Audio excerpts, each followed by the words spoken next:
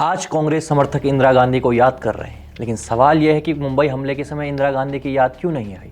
सवाल यह भी है कि जिस 1971 के वाक़ये को याद करके कांग्रेसी आज तंज कस रहे हैं, उस 1971 के युद्ध के बाद की परिस्थितियों को इंदिरा गांधी की ऐतिहासिक भूल क्यों न माना जाए। नमस्कार, मैं अभिषेक, आप देख रहे हैं द पैम्फलेट। दोस्तों, पहले बात मुंबई हमले की। पूरे विश्व को पता था कि आतंकवादी पाकिस्तान से आए हैं, लेकिन तत्कालीन भारत सरकार की हिम्मत नहीं हुई कि वो पाकिस्तान को इसका जवाब दे पाए।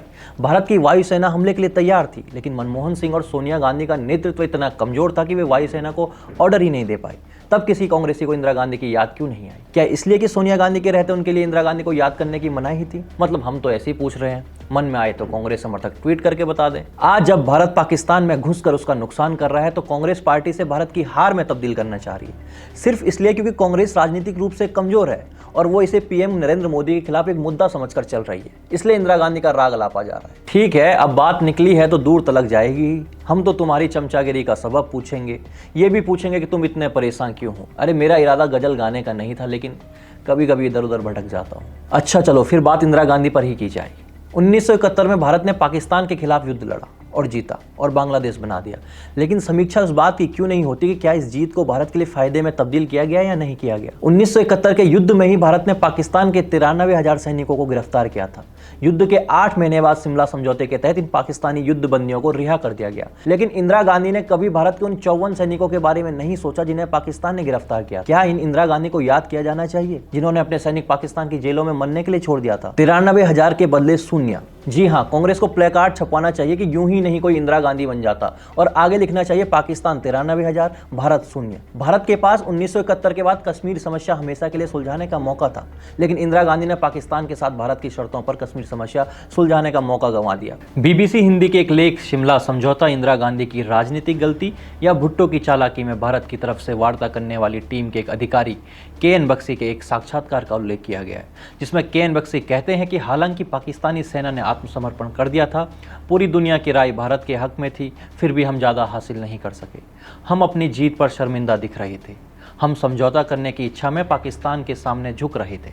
भारत के राजनीति विज्ञान के प्रोफेसर उदय बालाकृष्णन शिमला समझौता को इंदिरा गांधी की एक राजनीतिक गलती बताते हैं। वे लिखते हैं, हम कभी भी यह नहीं जान पाएंगे कि ऐसी कौन सी परिस्थितियां थी जिन्होंने साल 1971 के युद्ध के बाद इंदिरा गांधी को पाकिस्तान के साथ एक नुकसानदायक सौदा करने का मजबूर किया। शिमला समझौते और उसके बाद के दिल्ली समझौते ने पाकिस्तान को वो सब कुछ दिया जो वो चाहता था।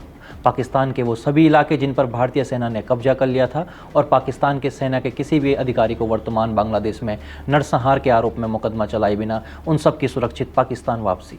अगर कभी भी भारत के पाकिस्तान के साथ संबंधों में कोई प्रभावशाली होने का पॉइंट दिखा, तो वो यही क्षण था जब भारत ने अपनी ताकत के बल पर पाकिस्तान के 5,000 वर्ग मील क्षेत्र पर कब्जा किया हुआ था और उसकी सेना के लगभग 1/4 हिस्से को युद्धबंदी बना दिया था। यह आश्चर्यजनक बात है कि भारत ने दोनों को ही आसानी से क्यों लौटा दिया। इसलिए यूं ही नहीं कोई इंदिरा गांधी बन जाता। और एक सवाल तो यह भी है कि अगर बांग्लादेश बनाना एक उपलब्धि बताई जाती रही, तो उसके बाद तत्कालीन कांग्रेस सरकार ने क्या किया? इंदिरा गांधी के सैन्य प्रभुत्व के बावजूद चिकन नेक कॉरिडोर की भौगोलिक कमजोरी दूर नहीं कर पाई, और आज कहीं भारत विरोधी शक्तियां पूर्वोत्तर भारत को अलग करने की धमकियां जो देती रहती हैं, इसका जिम्मेदार इंदिरा गांधी को क्यों न माना जाए? यदि उत्तरी बांग्लादेश के माध्यम से एक सुरक्षित कॉरिडोर बनाया जाता, तो पूर्वोत्तर भारत के लिए भी फायदा होता, और ना ही तब भारत ने रणनीतिक दृष्टि से चटगांव बंदरगाह तक पहुंच सुनिश्चित की, जिससे पूर्वोत्तर क्षेत्र आज भी लैंडलॉक बना हुआ है। भारत ने एक सेक्युलर बांग्लादेश के निर्माण का समर्थन तो किया था, लेकिन साल 1988 में वहां इस्लाम को राज्य धर्म घोषित कर दिया गया।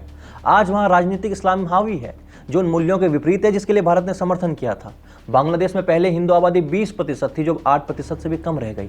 साल 1971 के बाद इंदिरा गांधी ने बांग्लादेशी घुसपैठियों की वापसी को लेकर कोई ठोस समझौता भी नहीं किया। इसका परिणाम ये हुआ कि असम, बंगाल और पूर्वोत्तर राज्यों में जनसंख्या असंतुलन और सामाजिक अस्थिरता देखने को मिल रही है। आज कांग्रेस को समझना चाहिए कि जब देश इंदिरा गांधी को याद करेगा, तो केवल इसलिए याद नहीं करेगा कि उन्होंने बांग्लादेश बनवा दिया था या पाकिस्तान के 2 टुकड़े कर दिए थे। वो ये भी याद करेगा कि इतना बड़ा एडवांटेज होने के बावजूद भारत के हित में कुछ नहीं किया जा सका। और ये भी जब याद करेगा, तो फिर सवाल भी करेगा कि पाकिस्तान के 2 टुकड़े करके क्या अचीव कर लिया। तब वो ये भी पूछेगा कि ऐसा करके इंदिरा जी ने देश को आर्थिक तौर पर 2 दशक पीछे क्यों धकेल दिया, क्योंकि देश जानता है कि बांग्लादेश बनने के बाद हमें क्या क्या झेलना पड़ा।